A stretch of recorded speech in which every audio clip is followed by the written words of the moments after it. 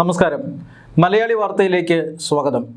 പാകിസ്ഥാനിൽ ഇന്ത്യ വിരുദ്ധ ഭീകരന്മാർക്കെതിരായിട്ടുള്ള അജ്ഞാതരുടെ ആക്രമണം തുടരുന്നു. ലഷ്കർ ഭീകരൻ ഷെയ്ഖ് യൂസഫ് അഫ്രീദിയാണ് ഇന്ന് കൊല്ലപ്പെട്ടത്. ഷെയ്ഖ് യൂസഫ് അഫ്രീദിയെ അജ്ഞാതർ പെട്ടെന്ന് നടത്തിയ ആക്രമണത്തിലൂടെ തുരുതുര വെടിയുതിർക്കുകയായിരുന്നു. ആ ആക്രമണത്തിൽ തൽക്ഷണം അഫ്രീദി മരിച്ചു എന്നാണ് ലഭിക്കുന്ന റിപ്പോർട്ട്. യൂസഫ് അഫ്രീദി ലഷ്കർ ഇ തോയ്ബയുടെ ഒരു പ്രധാനപ്പെട്ട കമാൻഡറാണ്. പാകിസ്ഥാൻ പ്രവിശ്യയായ ഖൈബർ പഖ്തൂൺഖ്വയിലെ ലഷ്കർ ഇ തോയ്ബയിലെ പ്രവർത്തനങ്ങൾക്ക് നേതൃത്വം നൽകുന്ന വ്യക്തി കൂടിയാണ് ഈ യൂസഫ് അഫ്രീദി. ലഷ്കർ ഇ തോയ്ബയുടെ സ്ഥാപക നേതാവ് ഹഫീസ് സയ്യിദിൻ്റെ വലങ്കയാണ് ഈ യൂസഫ് അഫ്രീദി. അങ്ങനെയുള്ള വളരെ പ്രധാനപ്പെട്ട ഒരു ഭീകരനെയാണ് ഇന്ന് അജ്ഞാതർ വധിച്ചിരിക്കുന്നത്. കഴിഞ്ഞ കുറേ ദിവസങ്ങളായി ഇത്തരത്തിൽ പാകിസ്ഥാൻ ഭീകര സംഘടനയായ ലഷ്കർ ഇ തോയ്ബയുടെയും അതുപോലെ തന്നെ ജെയ്ഷെ മുഹമ്മദിൻ്റെയും പ്രധാനപ്പെട്ട ഭീകരന്മാരെ അജ്ഞാതർ വെടിവെച്ച് കൊന്നിരുന്നു. കഴിഞ്ഞ മാസം ലഷ്കർ ഇ തോയ്ബയുടെ സഹസ്ഥാപകനായ അമീർ ഹംസയ്ക്കും അജ്ഞാതരുടെ വെടിയേറ്റിരുന്നു.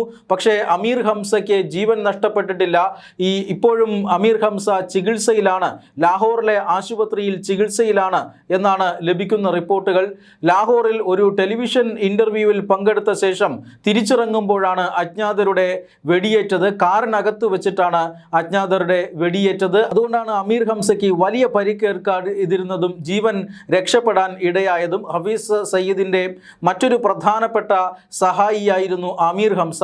അമീർ ഹംസയെ രണ്ടാം തവണയാണ് അജ്ഞാതർ ലക്ഷ്യം വയ്ക്കുന്നത്. രണ്ടാം തവണയും ഇയാൾ രക്ഷപ്പെടുന്നു എന്നുള്ളതാണ്. തൊട്ടു പിന്നാലെ ആഴ്ചകൾക്ക് ശേഷം ഇതാ ലഷ്കർ ഇ തോയ്ബയുടെ തന്നെ മറ്റൊരു പ്രധാനപ്പെട്ട ഭീകരൻ, ഖൈബർ പഖ്തൂൺഖ്വയിലെ ലഷ്കറിൻ്റെ പ്രവർത്തനങ്ങൾക്ക് നേതൃത്വം നൽകുന്ന യൂസഫ് അഫ്രീദി, ഷെയ്ഖ് യൂസഫ് അഫ്രീദി കൂടി കൊല്ലപ്പെടുകയാണ്. ഇയാൾക്ക് നേരെ വളരെ ശക്തമായ ആക്രമണമാണ് നടന്നത്. അക്രമികൾ അപ്രതീക്ഷിതമായി എത്തി തുരുതുര വെടിയുതിർക്കുകയായിരുന്നു. അത് ഒരു ജനവാസ മേഖലയിൽ വെച്ചിട്ടാണ് ഇങ്ങനെ ഒരു ആക്രമണം നടന്നത്. സമീപവാസികൾ ഈ വെടിയൊച്ച കേട്ട് സ്ഥലത്തേക്ക് എത്തുമ്പോൾ തന്നെ അക്രമികൾ രക്ഷപ്പെട്ടിരുന്നു. ഇതുതന്നെയാണ് ഈ അജ്ഞാത സംഘത്തിൻ്റെ ആക്രമണങ്ങളുടെ പ്രത്യേകത. അപ്രതീക്ഷിതമായി ഈ ചാടി വീഴുകയാണ് ഇത്തരത്തിലുള്ള അജ്ഞാതന്മാർ ചെയ്യുന്നത്. ഉടൻ തന്നെ മരണം ഉറപ്പുവരുത്തുന്ന രീതിയിലുള്ള വെടിവെപ്പ് നടത്തും. അതിനുശേഷം അവിടെ നിന്ന് മാറും എന്നുള്ളതാണ്. ആർക്കും പിടികൊടുക്കാതെ, പാകിസ്ഥാൻ്റെ പോലീസിനോ സൈന്യത്തിനോ ഒന്നും തന്നെ ആർക്കും പിടികൊടുക്കാതെ അവിടെ നിന്ന് മാറുക എന്നുള്ളതാണ് അജ്ഞാതരുടെ ഒരു പ്രവർത്തന രീതി. അതിവിടെയും ആവർത്തിക്കുന്നുണ്ട്. പരിസരവാസികൾ പ്രദേശത്തേക്ക് എത്തുന്നുണ്ട്.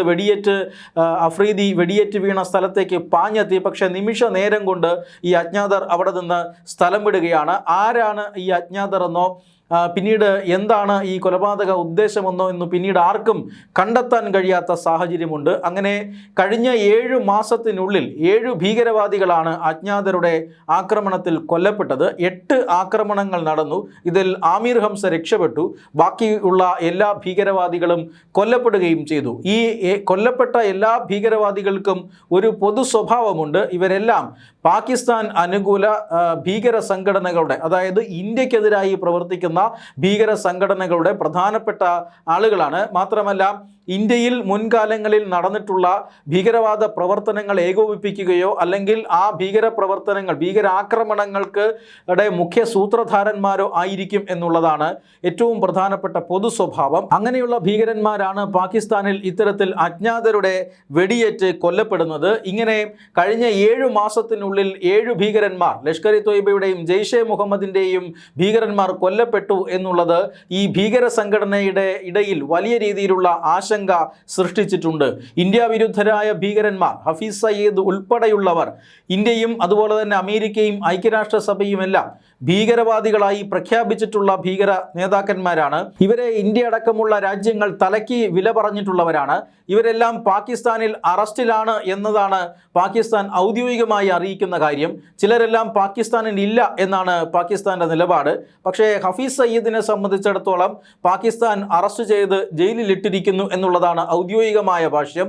പക്ഷേ ഹഫീസ് സയ്യിദ് പാകിസ്ഥാനിൽ എവിടെ വേണമെങ്കിലും അയാൾക്ക് സഞ്ചരിക്കാൻ കഴിവുള്ള ഒരാളാണ്. കാരണം സ്വതന്ത്രനായി അയാൾ പാകിസ്ഥാനിൽ സഞ്ചരിക്കുകയാണ്. പാകിസ്ഥാൻ സൈന്യവും അതുപോലെ തന്നെ പാകിസ്ഥാൻ്റെ രഹസ്യാന്വേഷണ ഏജൻസികളും ചേർന്ന് ഇയാൾക്ക് കനത്ത സുരക്ഷ നൽകുന്നുണ്ട്. ഈ ഹഫീസ് സയ്യിദിൻ്റെ അനുയായികളും ഹഫീസ് സയ്യിദിൻ്റെ അടുത്ത ശിഷ്യന്മാരും വലങ്കൈയായിട്ടുള്ള സമകാലീനരായിട്ടുള്ള പ്രവർത്തകന്മാരും എല്ലാമാണ് ഇപ്പോൾ ഈ രീതിയിൽ വധിക്കപ്പെടുന്നത്. ആമീർ ഹംസ ഇതിൽ ഏറ്റവും പ്രധാനപ്പെട്ട ഉദാഹരണമാണ്. ആമീർ ഹംസ ലഷ്കർ-ഇ-ത്വയ്ബയുടെ സഹസ്ഥാപകനാണ്. സംഘടന സ്ഥാപിക്കുമ്പോൾ ആമീർ ഹംസ ഹഫീസ് സയ്യിദിനൊപ്പം നിന്നാണ്, തോളോട് തോൾ ചേർന്ന് നിന്നാണ് ഈ സംഘടന സ്ഥാപിക്കുന്നത്. ഇന്ത്യ വിരുദ്ധ പ്രവർത്തനങ്ങളുടെ എല്ലാവിധ ആസൂത്രണവും ഹഫീസ് സയ്യിദിൻ്റെ അനുഗ്രഹാശിസുകളോടെ, ആമീർ ഹംസയുടെയും ഹഫീസ് സയ്യിദിൻ്റെയും അനുഗ്രഹാശിസുകളോടുകൂടിയുമാണ് നടക്കുന്നത്.